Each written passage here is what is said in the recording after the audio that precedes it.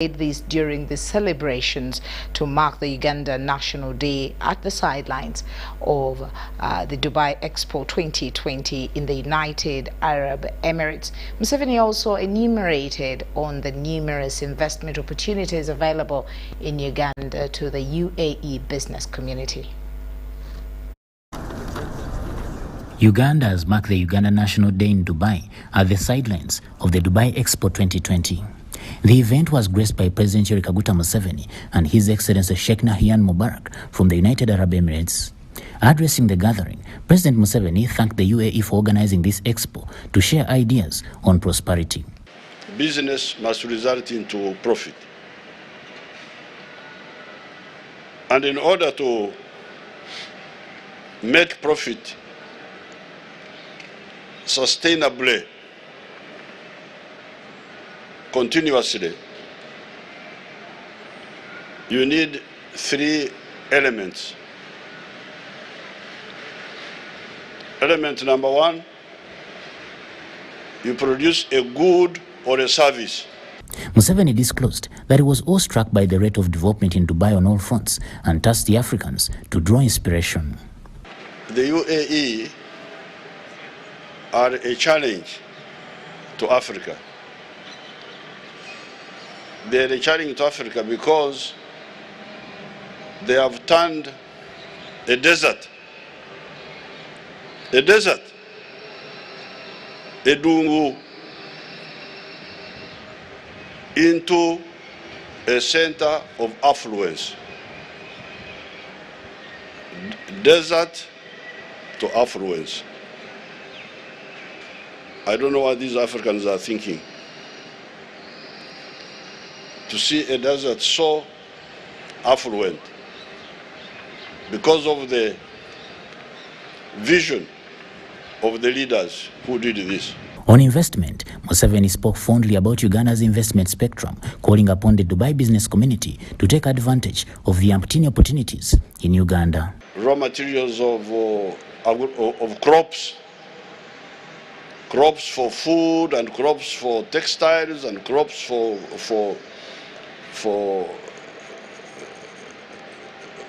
coffee. Coffee is not a food, but a stimulant, a beverage for beverages. All those products are there. You can put anything you want there, you can produce. On his part, His Excellency Sheikh Nahyan Mubarak highlighted that Uganda and the UAE have over the years enjoyed good working relations, and they look forward to strengthening the ties. Through Uganda's presence at the Expo 2020 Dubai and beyond, we also hope to expand the horizon of our partnership into new fields, practically across biodiversity, agro-processing, renewable energy, and tourism.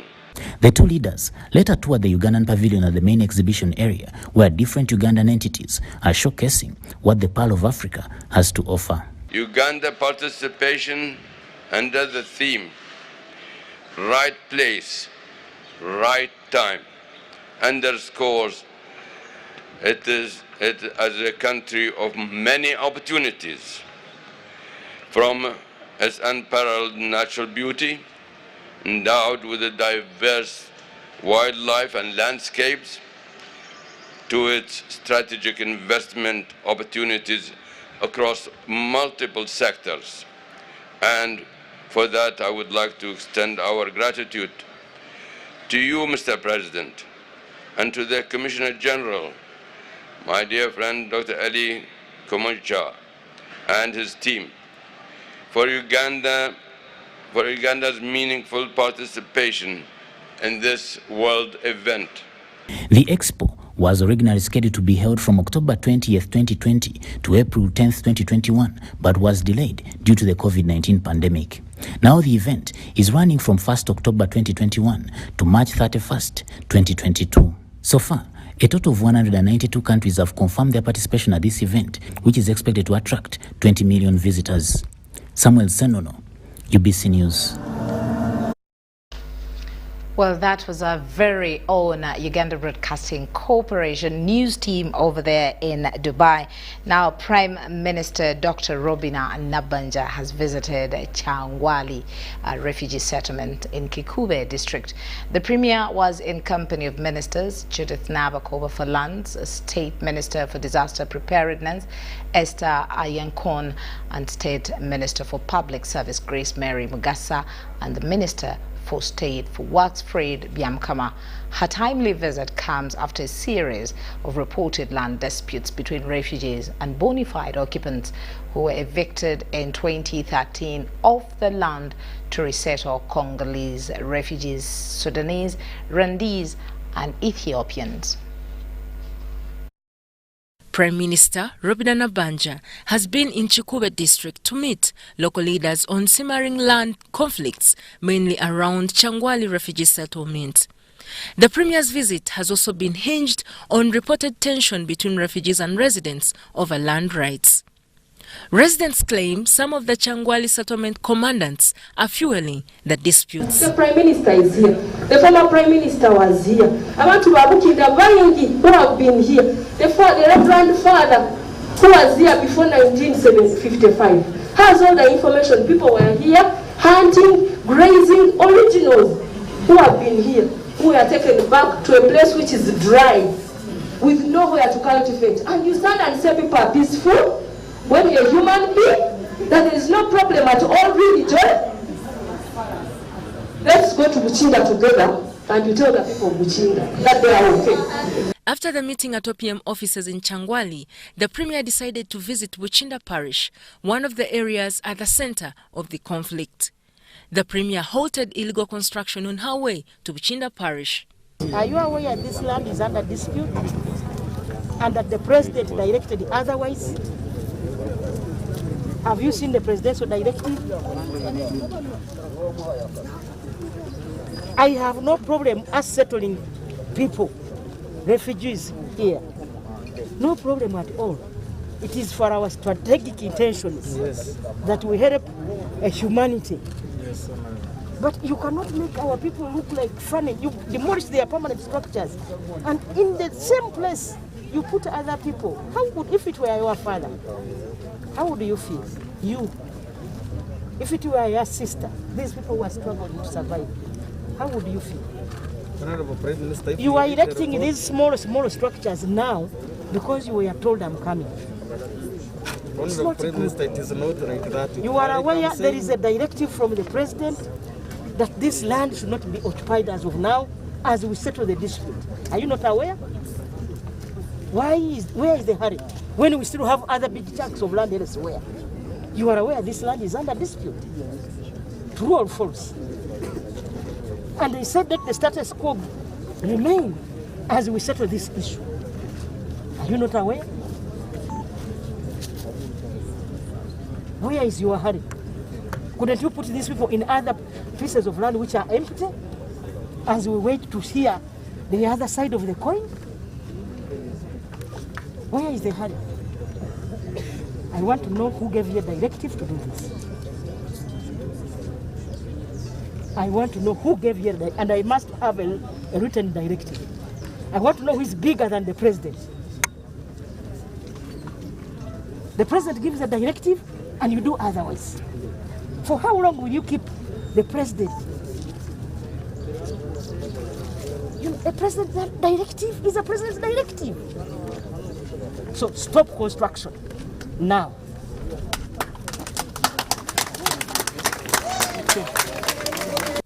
In Bukinda area, some of the bona fide occupants demanded that government accords them ownership of the land they claim to have acquired since 1920s, 1955 and 1970s. The refugees abavude bubukwanga bebakalete gulo nze yagende bubukwanga doza bamu bali wano bandaba bali bakajja okuva DRC Congo nga baagala babaleete wano ne tubagamba ennaku za covid zeeyongeddemu obulwadde bwa covid ne basigalayo ne tubagamba banwale okubajanjaba bafune ne vaccine abasinga nga tebana kubaleeta wano kati babaleese wano ettaka lino likyaliko dispute olaba abantu baali wano okuva 1942 so babasenze ewala baswama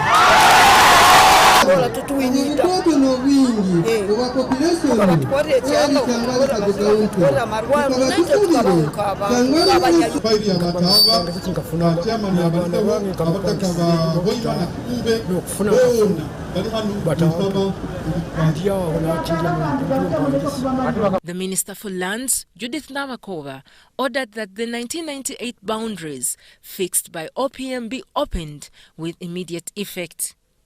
She said the land conflicts in Chukube should come to an end so that people settle and develop their area. Kati twagala tukomewo tulabe abo bonna be mwogera abalina ebyapa abakola ki bagwa luddawa ekyo kyonna okukituukako obulungi nga tumaze okukola kye bayita boundary opening era nga kijja kuba kikolebwa njagala okubakakasa awo ripooti yaffe tugikwase maama Right Honourable Prime Minister. Government gazetted Changwali refugee settlement camp in 1966, and the settlement is on 142 square miles with a population of over. Now I call that some tough jaws. Tanzania and Uganda private sector are forging new partnerships geared at enhancing the national content and ensure in-country value retention in the oil and gas cross-border projects. Uganda's business community has been assured of modern and sufficient port infrastructure to facilitate the importation and movement of equipment for oil and gas infrastructure development. The multi-billion-dollar construction works of the East African crude oil pipeline is expected to commence in 2022. With this development comes massive business opportunities, especially in the transport and logistics sector. Ugandans and Tanzanians have priority for goods and service provision. And national content in our agreements is determined whether it's a Tanzanian in Uganda or a Ugandan in Tanzania. We go to assess that as national content. So it is all assessed as national content. So it's not purely Uganda in Uganda or Tanzanian in Tanzania. It is across the border, given that this is an integrated pipeline. The other aspect that we are looking at for the ECOP is to ensure that the required quality, health, safety, environmental, technical, and other standards for goods and services are procured within the two countries, because we do have the capacity and the personnel. About 86,000 customized metallic pipes for crude oil exportation will be laid underground for at least 1,443 kilometers from the Albertine Graben in Uganda to the port of Tanga in Tanzania. On completion, the ECOP will be the longest heated pipeline in the world. The collaboration of Uganda's and Tanzania's private sector is therefore seen as timely in expediting the construction of the ECOP. When we see these projects improving, then that means we are bonding and strengthening our relationships into developing the relationship, the trading, the intra-regional trade, which is very critical. And therefore, the central corridor, both through rail, water, and roads, if improved widely, we are able to link through the Republic of Tanzania into Zambia and southwest of Tanzania into Lake Tanganyika. You know, we went there, and then we can cross over to the south of the Republic of Congo. And this is how we want to do business. One thing that I have to point that is very important for both the regional players is the harmonization of border control. I know it has been a challenge and there's been almost what I call a tug of war. On the sidelines of the signing of a collaborative partnership agreement for cross-border oil and gas projects in Kampala, Abdul Samad Abdurrahim, the chairman of the Association of Tanzania Oil and Gas Service Providers, persuaded Uganda's business community to fully utilize the central corridor. But currently, the port of Dar es Salaam has gone a transformation. So in terms of the movement of goods, you saw recently we received 3,000 cars in one go.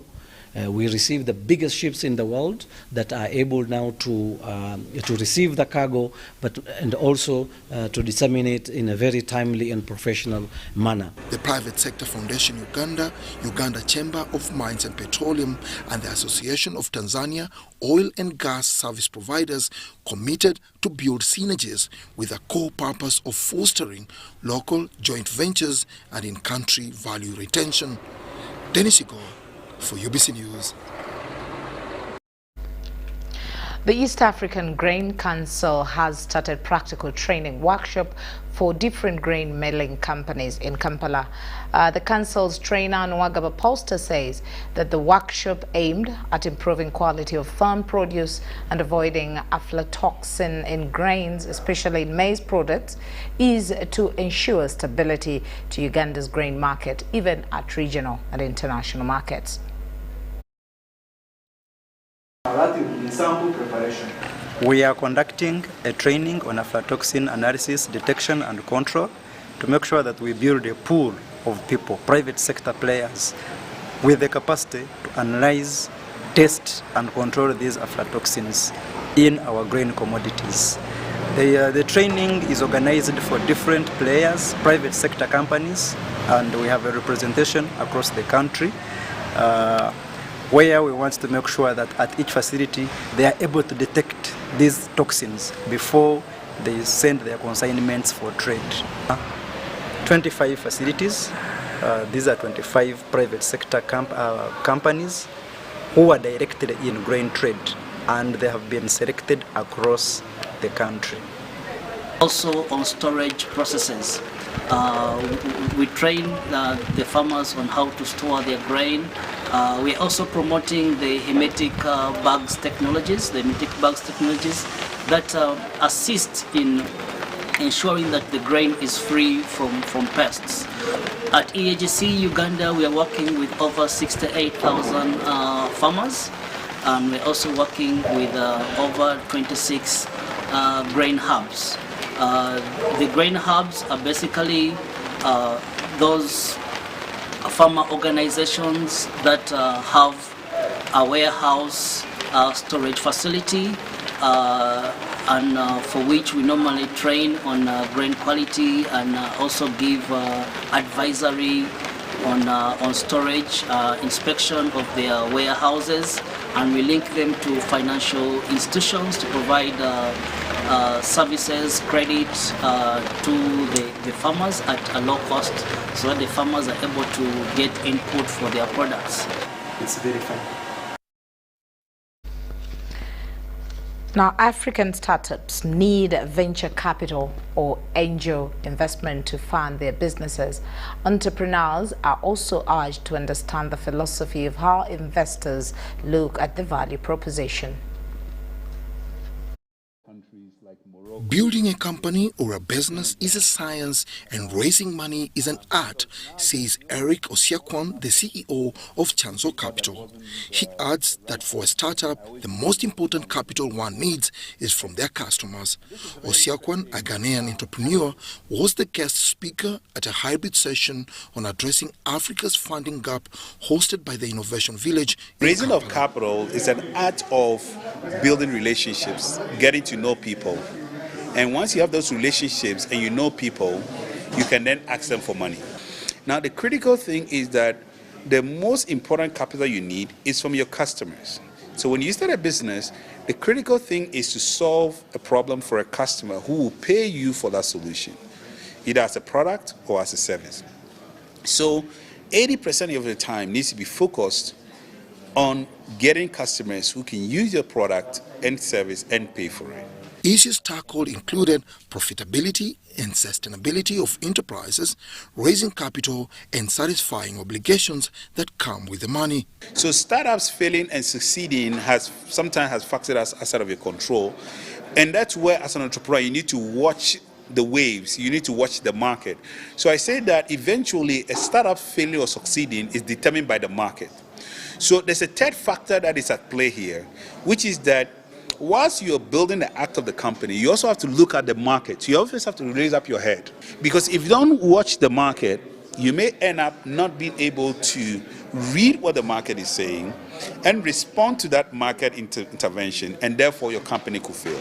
Africa's funding ecosystem has grown exponentially over the last decade.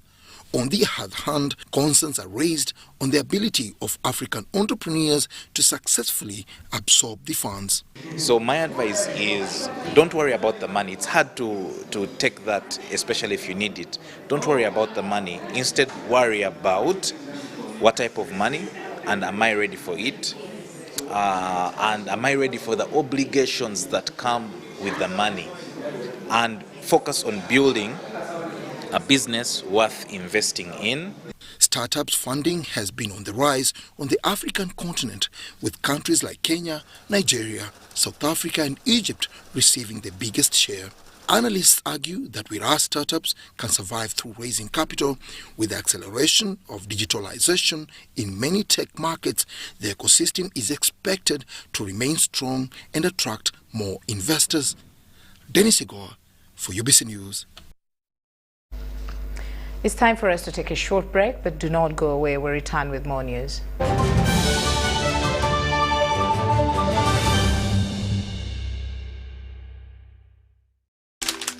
You know, you could just buy a new smartphone from anywhere in Uganda. Dial *175 *94 hash to activate their 100% double data bonus offer on weekly or monthly bundles for 3 months. Better yet, you automatically receive free 1 GB valid for 30 days.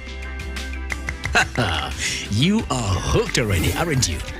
Enjoy 100% double data bonus from Airtel. Buy a smartphone from anywhere in Uganda and insert an Airtel SIM card. Dial *175 *94 hash to activate a 100% data bonus offer on weekly or monthly bundles, valid for 3 months. Dial *175 hash and select your preferred bundle to activate a 100% data bonus offer on weekly or monthly bundles, valid for 3 months. Airtel, the smartphone network.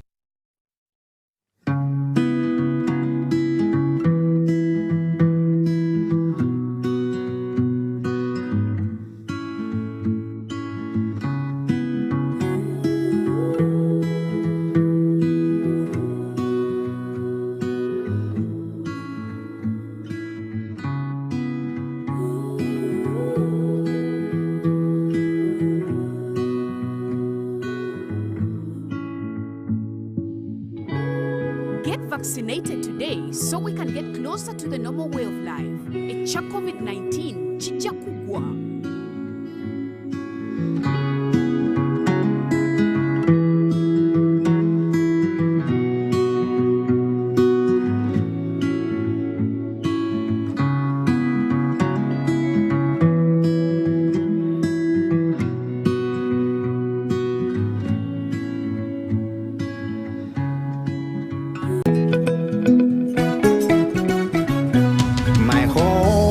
I smile when I think of you, Uganda, my home.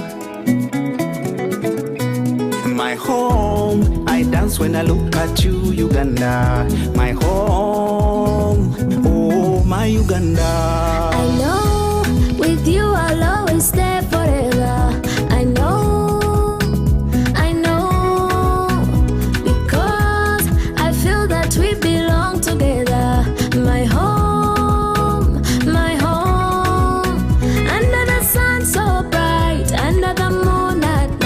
On my heart, mommy, oh my Uganda. Hey, mama. At MTN, we look forward to starting another exciting journey together to grow our home, Uganda.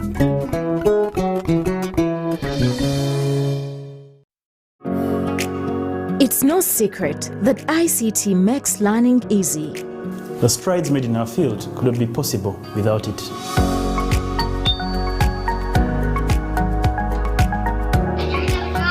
And now we can watch our favorite show. My radio is my best friend. UCC provides an enabling regulatory environment and policy guidance for healthy competition. We also facilitate ease of doing business in the communications sector through licensing, standardization, spectrum management, tariff regulation, rural communication development, and consumer empowerment. An informed consumer is an empowered consumer. UCC supports local content and innovations. Driving the development of a robust communication sector in Uganda is Uganda Communications Commission.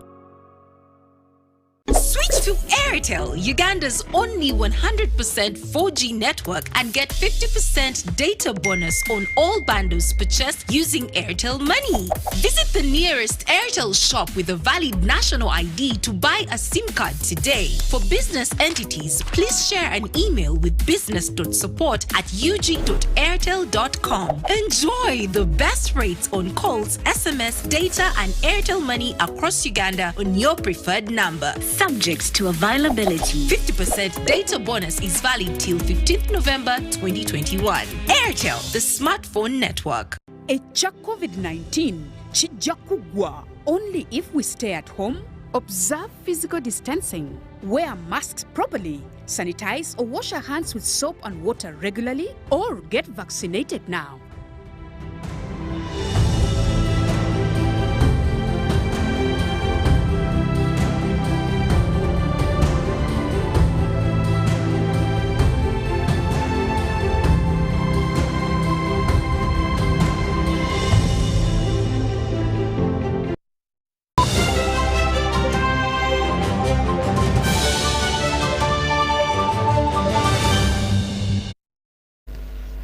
Welcome back. It's time for us to look at what's happening in the world of business. Now, the Industrial National Coordination Council of Uganda under the Industrial Global Union has met with the labor force at the Ministry of Gender, Labour and Social Development, seeking a legal way forward on how to achieve justice for workers in various foreign and locally industries in the country. About 10 industries operating in Mukono, Bweyogerere and Bugolobi are being accused of denying their workers the right to join labor unions, a state which leaves them unrepresented and at the mercy of their employees. Following non-compliance by several industries to recognize labor unions, the Industrial National Coordinating Council of Uganda under the Industrial Global Union is seeking legal guidance from the Ministry of Gender, Labour and Social Development on how to represent the workers in these industries. There are various employers that have rejected to recognize the union, despite the letter that was written by the Director of Labour, who is also the Registrar of Labour Union in Uganda. So we have met the Director of Labour and we have agreed on some action that we are going to take together. The unionists are assured that meeting with the Labour Office at the Ministry of Gender, Labour and Social Development will yield proactive measures in enabling thousands of industrial workers in Uganda gain productive employment, especially because most are working under precarious terms. They don't respect the laws, yet we are supposed by law to enter these places and talk to the workers and sensitize the workers. So it is very difficult to break through. Even where the government has come in to request them to recognize union, they have also refused, you see. So that's where we are. A big percentage of Uganda's industrial workers are employed as casual laborers who earn unfair piece rates. Let me just request all researchers to go in the field and research how much is the government losing as revenue from employees, because many Ugandan workers are underpaid, as our sister said, that they are going under precarious work. I think if they put it aside, it's a way of supporting that Ugandans should not pay taxes. When ununionized, they fall prey to exploitative employment that does not guarantee their economic well-being and occupational safety. We have resolved that a meeting will be organized by the Ministry of Gender, Labour and Social Development to meet all the Chinese association in Uganda, including that of the Indian Association, and also the local investors. We have also resolved that this matter should be taken to industrial court with immediate effect. Despite meeting and listening to the requests of the Industrial National Coordinating Council of Uganda, Martin Wandera, the Director for Labour, Employment and Occupational Safety and Health, preferred not to make a media statement before the matter gains solid momentum. Wadulo Makanold, UBC News. Guletede MTN Kabode esimu ya smart gyosobola okwefunira olwo n'ogisasula mpola nkugambye yeneerye eyakabi ate nga tamanyi endala zonna mu katale ejjirako omuggo gwa yintaneti kati ky'oba okola gwenyiga *655*2# okebere oba osobola okwefunira MTN Kabode olumala okebera bw'oti dduka buddusi ku dduuka lya MTN lyonna eri kuli okumpi weefunire MTN Kabode olwo olyoka ogisasule mpola ng'osasula nnusu 15 zokka buli wiiki okumala emyezi 6 ng'okozesa MTN Momo weefunire Kabode kati dish. Everywhere you go, MTN.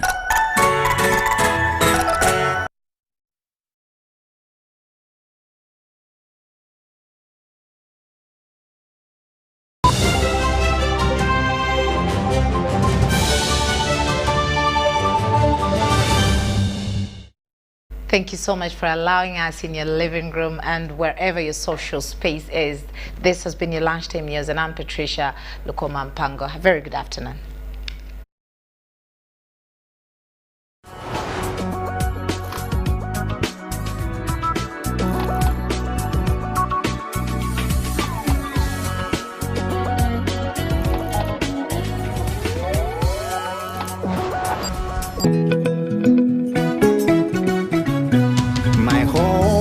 I smile when I think of you, Uganda, my home.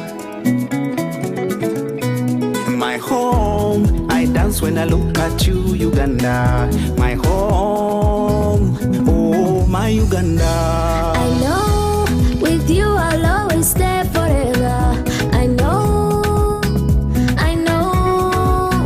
because I feel that we belong together. My home.